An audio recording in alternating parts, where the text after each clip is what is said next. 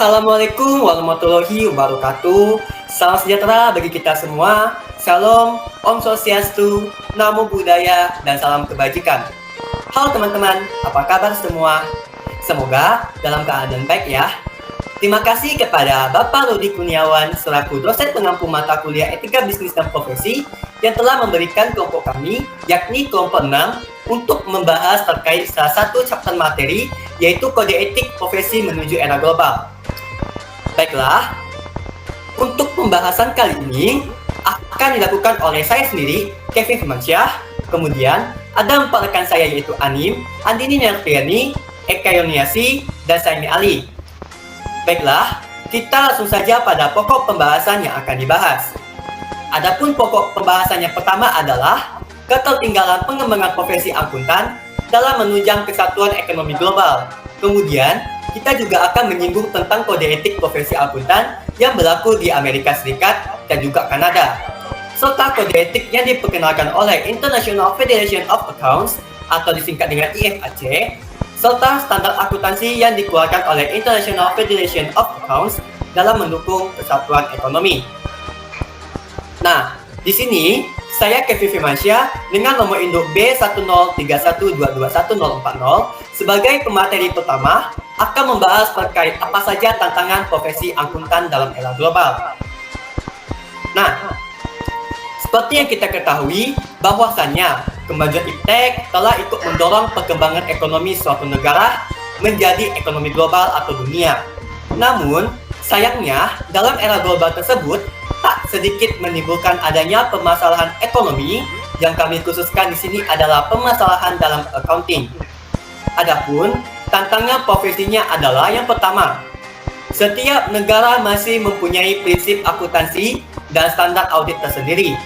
Hal ini banyak negara yang masih mewajibkan perusahaan yang beroperasi di suatu negara untuk mengikuti standarnya masing-masing. Seperti yang kami tampilkan, bahwasanya PSAK atau Pernyataan Standar Akuntansi Keuangan adalah salah satu landasan peraturan akuntansi yang diberlakukan untuk seluruh masyarakat accounting di Indonesia. Tentunya, hal ini sekali perkembangan kode etik global yang harus disesuaikan oleh negara kita, Indonesia. Kemudian, terdapat tantangan yang kedua yaitu tantangan pada profesi akuntan itu sendiri yang dimana adanya tindakan yang belum sepenuhnya serius dalam mengembangkan perilaku etisnya terkait profesi yang diemban. Tentunya, hal ini akan membuat suatu bentuk pelanggaran secara tidak langsung pada profesi yang dijalankan. Contohnya, seorang akuntan publik yang tidak independen pada bidangnya. Hal ini akan membuat pelanggaran kode etik yang dilakukan oleh akuntan tersebut dan serta menunjukkan bahwasannya ia adalah seseorang yang tidak profesionalitas. Nah, di balik setiap tantangan tersebut, tentunya ada upaya dalam mengatasi setiap permasalahan tersebut. Di sini, kelompok kami mengambil contoh upaya dalam tingkat nasional dan internasional, yang dimana tingkat nasional adanya organisasi IAI atau Ikatan Akuntan Indonesia, yang dimana IAI di sini berusaha dan sepakat untuk mengadopsi standar accounting yang berlaku secara global, khususnya yang dikeluarkan oleh International Federation of Accounts, sehingga IAI di sini akan dijadikan sebagai wadah setiap profesi akuntan di Indonesia dalam melaksanakan setiap kode etik yang ada dan sesuai dengan peraturan yang diberlakukan. Nah, pada tingkat internasional sendiri juga ada upaya yang tentunya setiap akuntan di dunia melakukan kerjasama dan mempersempit jurang perbedaan yang ada dengan pembentukan lembaga IASB atau International Accounting Standard Board dan IFAC atau International Federation of Accounts. Nah, mungkin teman-teman di sini bisa lihat logo yang kami tampilkan. Di sini ada IAI, IASB, dan juga IFAC. Nah, walaupun setiap dunia telah melakukan kerjasama dan melakukan penunjungan secara sebagaimana mestinya, tentunya di sini kita sebagai akuntan juga perlu menyadari bahwasanya setiap kode etik yang berlaku akan mewadai seseorang akan melaksanakannya. Namun, percuma saja Ketika kode etik tersebut tidak dilaksanakan dengan baik, itu akan berdampak pada akuntan itu sendiri yang menyebabkan ketidakindependensian suatu accounting atau akuntan. Nah, mungkin sekian penjelasan dari saya sebagai penyaji pertama. Selanjutnya akan dilanjutkan oleh rekan saya sebagai penyaji kedua. Dipersilakan kepada rekan saya. Baik, terima kasih kepada Kevin Firmansyah. Saya pemateri kedua. Nama saya Eko Iniaksi dengan NIM B1031221017. Di sini saya akan membahas kode etik profesi akuntan di Amerika Serikat.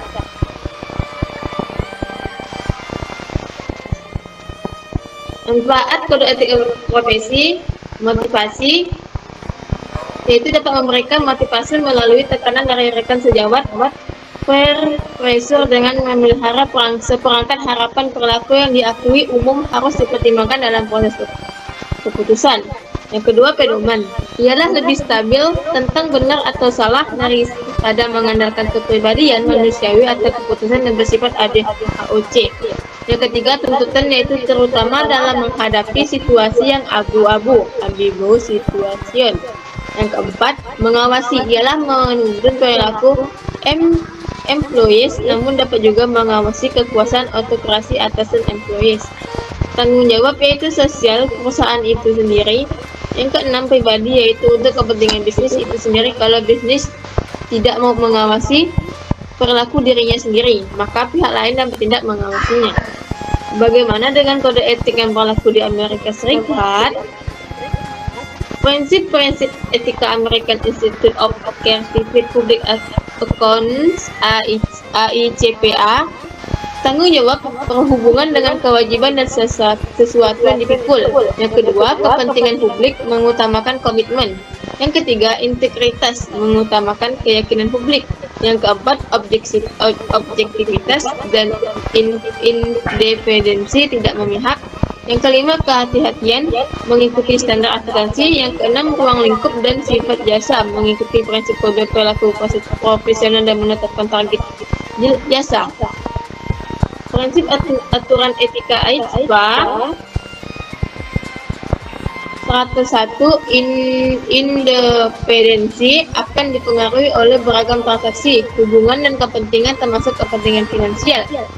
102, integritas dan objektivitas, tidak ada konflik kepentingan dan tidak salah lagi laporan dan terbebas dari pihak manapun. 201, standar umum, kompetensi profesional, kehati-hatian profesional, perencanaan dan supervisi, dan data yang relevan. 202, kesesuaian dengan standar, wajib untuk jasa yang berhubungan dengan audit, manajemen, perpajakan, dan jasa lainnya. 203, prinsip akuntansi, tidak ada penyimpangan dari prinsip dasar.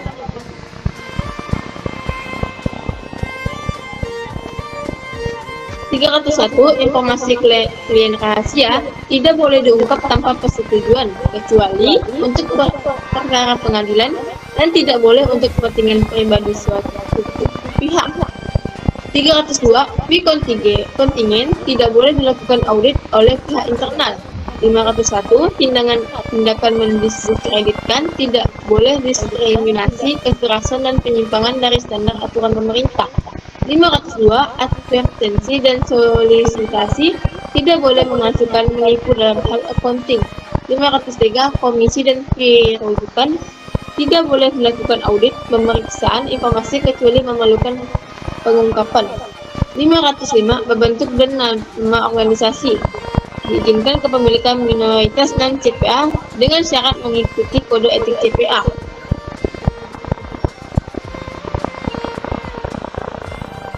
Baik, next.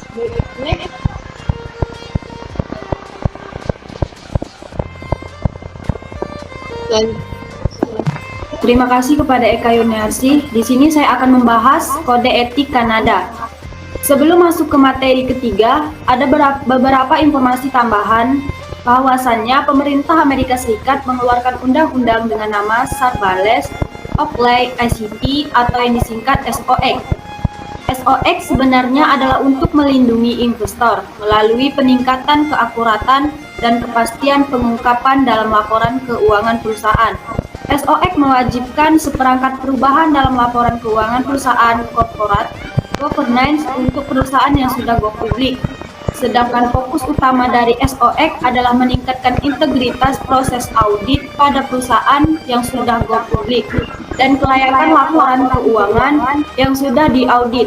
Artinya, Kongres Amerika memberi institusi pengadilan dan SEC alat bantu untuk mengawasi atau mengamati laporan keuangan publik dan juga memberikan PCAOB secara spesifik untuk mengamati peran industri akuntansi dalam audit dan pelaporan keuangan perusahaan. Ringkasan Kode Etik Kanada. Aturan Etika Nomor 101, kepatuhan terhadap hukum dan peraturan interpretasi atau isu yang diliputi bersifat mandatori, berlaku juga untuk mahasiswa. Nomor 102, tuduhan kriminal atau serangan sejenis interpretasi atau isu yang diliputi bisa dituntut karena melanggar kode perilaku profesional. 102.2 melaporkan perhentian sementara karena pertimbangan disiplin interpretasi atau isu yang diliputi pemberitahuan secara tegas setiap ada penghentian sementara. Nomor 103 tidak dikaitkan dengan salah saji interpretasi atau isu yang diliputi berkaitan dengan surat dan laporan sebagai anggota. 104 harus secara tertulis dalam melakukan koresponden dengan institut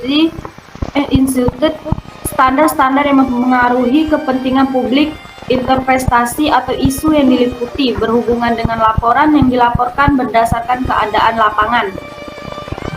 Nomor 201 memelihara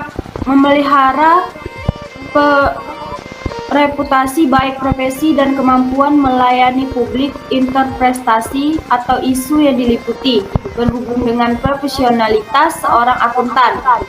202 integritas dan kehati-hatian berinterpretasi atau isu yang diliputi berhubungan dengan sikap kejujuran.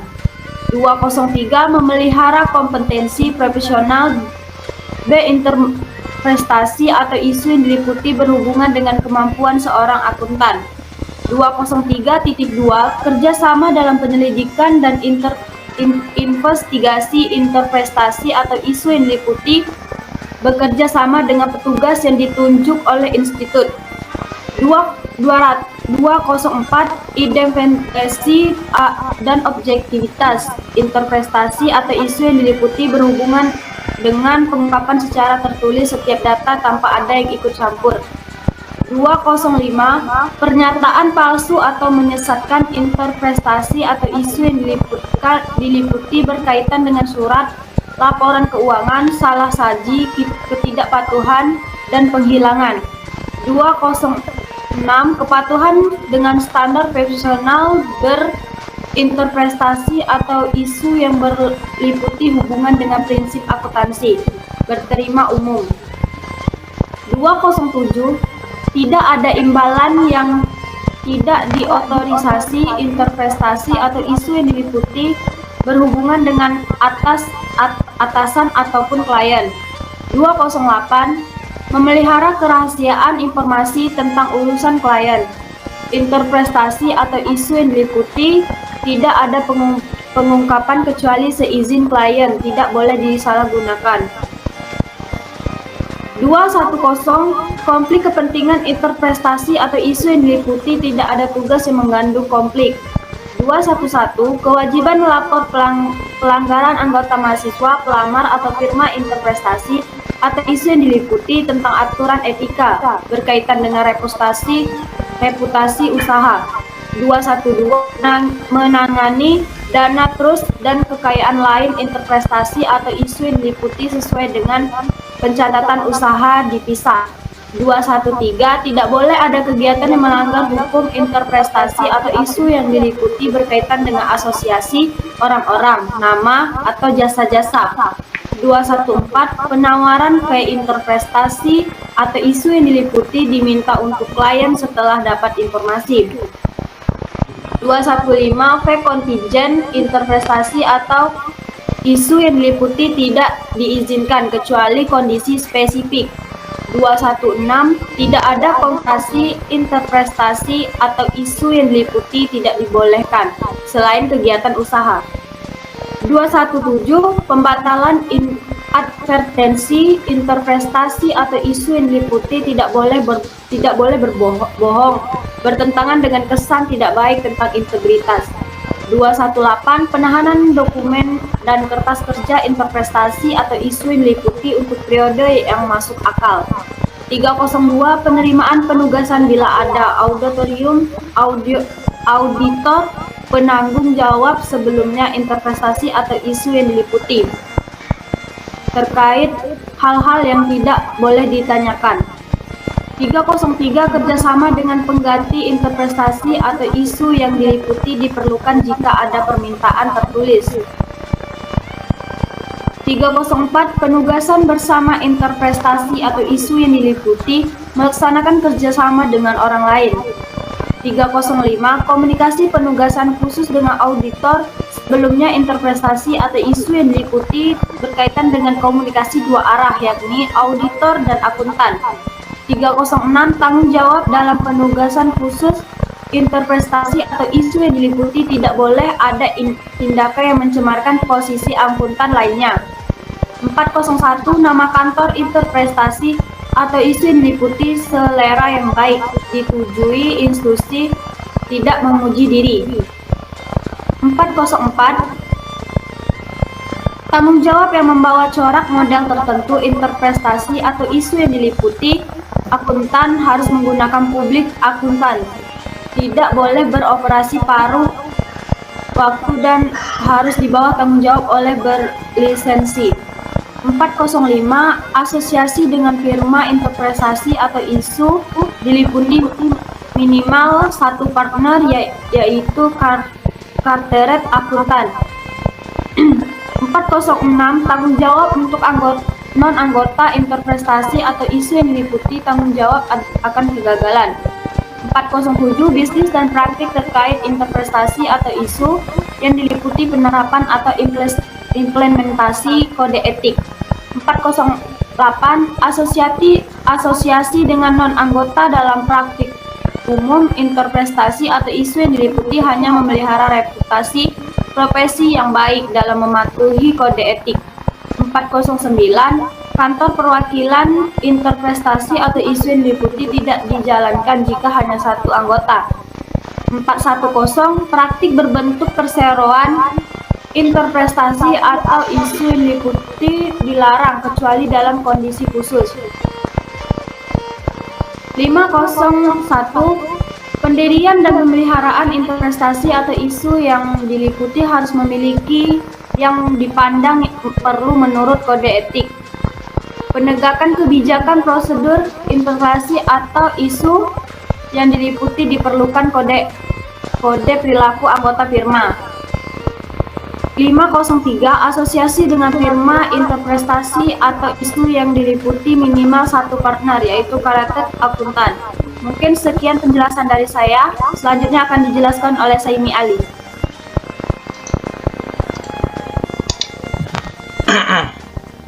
Baik, terima kasih kepada Andini Neltiani. Sebelumnya perkenalkan nama saya Saimi Ali dengan NIM B1031221007 akan menjelaskan kode etik profesi akuntan yang diperkenalkan oleh International Federation of Accountant atau yang sering disebut IFAC. Memahami struktur kode etik yang diperkenalkan oleh IFAC. Kewajiban kepada masyarakat pelayanan kepentingan publik. Objektif memenuhi harapan profesionalisme, kinerja, dan kepentingan publik. Kebutuhan dasar, kredibilitas, profesionalisme, jasa kualitas tertinggi, kerahasiaan. Prinsip-prinsip fundamental, integritas, objektivitas, kompetensi profesional, dan kehati-hatian, perilaku profesional, dan standar teknis.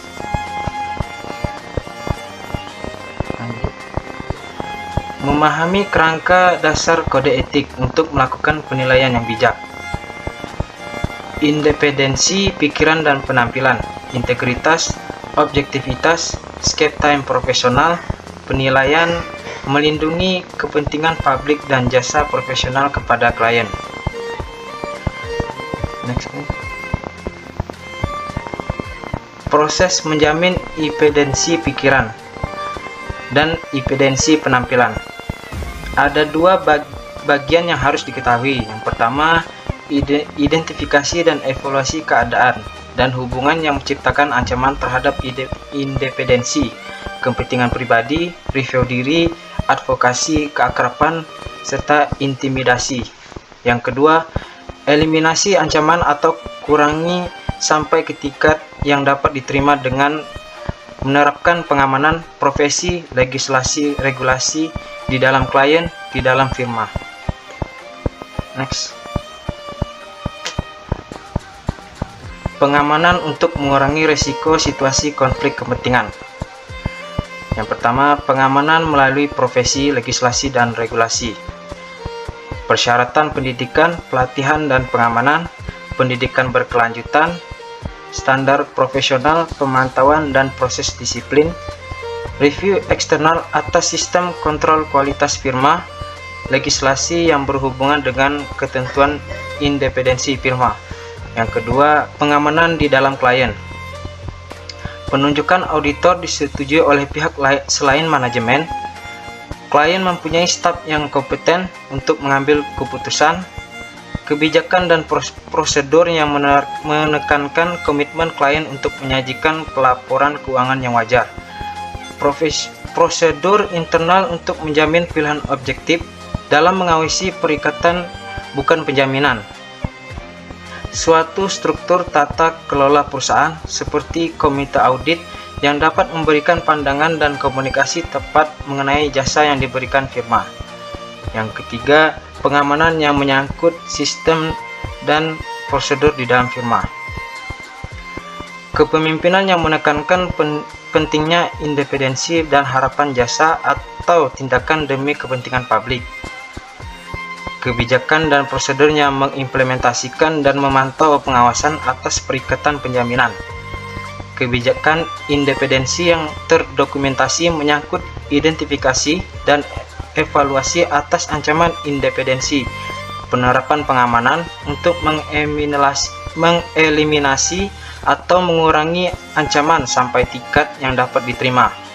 Kebijakan dan prosedur untuk memantau dan mengelola keandalan pendapatan dari satu klien tunggal penjaminan. Memanfaatkan partner dengan garis pelaporan terpisah untuk memberikan jasa bukan penjaminan kepada klien penjaminan. Next. Kerangka dasar kode etik IFAC. Prinsip-prinsip fundamental etika. Next. Yang pertama ada integritas. Seorang akuntan profesional harus bertindak tegas dan jujur dalam semua hubungan bisnis dan profesionalnya. Yang kedua, objektivitas. Seorang akuntan profesional seharusnya tidak boleh membiarkan terjadinya bias, konflik kepentingan, atau di bawah pengaruh orang lain sehingga mengesampingkan pertimbangan bisnis dan profesional. Yang ketiga, kompetensi profesional dan kehati-hatian. Seorang akuntan profesional mempunyai kewajiban untuk memelihara pengetahuan dan keterampilan profesional secara berkelanjutan pada tingkat yang diperlukan untuk menjamin seorang klien atau atasan menerima jasa profesional yang kompeten yang didasarkan atas perkembangan praktik, legislasi, dan teknik terkini. Seorang akuntan profesional harus bekerja secara tekun serta mengikuti standar-standar profesional dan teknik yang berlaku dalam memberikan jasa profesional. Yang keempat, kerahasiaan. Seorang akuntan profesional harus menghormati kerahasiaan informasi yang diperolehnya sebagai hasil dari hubungan profesional dan bisnis serta tidak boleh mengungkapkan informasi apapun kepada pihak ketiga tanpa izin yang benar dan spesifik, kecuali terdapat kewajiban hukum atau terdapat hak profesional untuk mengungkapkannya. Informasi rahasia yang diperoleh dari hasil hubungan bisnis dan profesional tidak boleh digunakan untuk keuntungan pribadi akuntan, profesional, atau pihak ketiga. Yang kelima, perilaku profesional. Seorang akuntan profesional harus patuh pada hukum dan perundang-undangan yang relevan dan harus menghindari tindakan yang dapat mendiskreditkan profesi. Oke, untuk selanjutnya saya serahkan kepada Anim. Baik, terima kasih kepada Saini Ali. Sebelumnya perkenalkan, nama saya Anim, NIM B1031221014. Di sini saya akan menjelaskan tentang independensi, ancaman, dan pengamanannya, serta penjelasan akuntansi Indonesia dan IFEX. Independensi suatu keadaan di mana seseorang tidak terpengaruh oleh pihak manapun.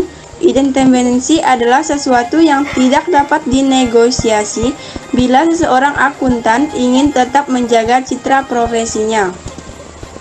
Terdapat dua jenis independensi, yaitu: satu, independensi dalam pikiran adalah suatu keadaan pikiran yang memungkinkan pengungkapan suatu kesimpulan tanpa terkena pengaruh yang dapat mengkompromikan penilaian profesional, memungkinkan seseorang individu bertindak berdasarkan integritas serta menerapkan objektivitas dan sektivitas profesional.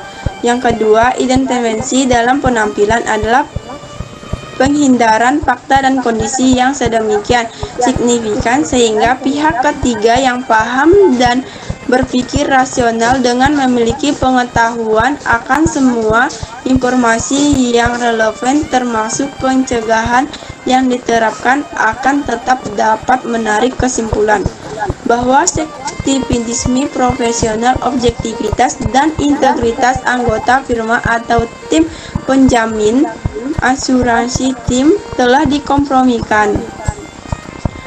Selanjutnya ada 5 ancaman terhadap independensi.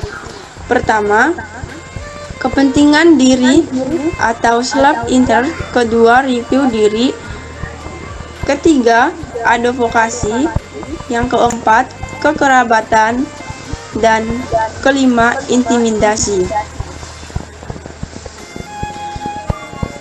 Pengamanan terhadap ancaman. Ada 2 kategori pokok pengamanan terhadap ancaman independensi, yaitu: 1. Melalui profesi, legislasi, atau regulasi. Hal-hal yang termasuk dalam pengamanan melalui profesi, legislasi, dan regulasi namun tidak terbatas pada persyaratan pendidikan, pelatihan, dan pengalaman kerja, persyaratan pengembangan profesi berkelanjutan, peraturan tata kelola korporasi, standar-standar profesional, prosedur pemantauan dan pendisiplinan profesi, atau peraturan review eksternal oleh pihak ketiga yang berwenang atas laporan pemberitahuan, komunikasi, dan informasi yang dihasilkan oleh akuntan profesional atau IFEX. Yang kedua, pengamanan lingkungan kerja. Pengamanan ancaman di tempat kerja untuk akuntan bisnis namun tidak terbatas pada penerapan struktur pengawasan korporasi, oversight pedoman kode etik perilaku organisme, pedoman perekrutan yang menekankan pentingnya merekrut tenaga dengan kompetensi tinggi, pengendalian internal yang kuat, proses pendisiplinan yang memadai, kepemimpinan yang berbasis etika kebijakan, dan prosedur pelaksanaan dan pemantauan kinerja karyawan. Komunikasi tepat waktu tentang berbagi kebijakan dan prosedur termasuk perubahan ke seluruh karyawan, disertai pelatihan dan pendidikan yang memadai tentang kebijakan dan prosedur yang ada. Profesi Akuntan Indonesia dan IFEX. Profesi akuntan di Indonesia, baik akuntan publik maupun akuntan manajemen, mengikuti standar kompetensi yang berlaku di AS. Namun, Dengan kecenderungan terjadinya penyatuan sistem perekonomian dunia, mau tidak mau seluruh profesi akuntan di dunia juga harus mendukung ke arah penyatuan sistem ekonomi global tersebut. Para pengurus dan anggota Ikatan Akuntan Indonesia telah berkali-kali mengadakan diskusi dan pembicaraan terhadap kesiapan Ikatan Akuntan Indonesia mengadopsikan standar-standar teknis dan kode etik internasional dengan memanfaatkan berbagai forum seperti kongres, seminar, lokal rar, pelatihan, dan sejenisnya. Penyatuan ekonomi dunia membuat seluruh negara wajib mengikuti sistem tersebut. Sekian dari kelompok kami.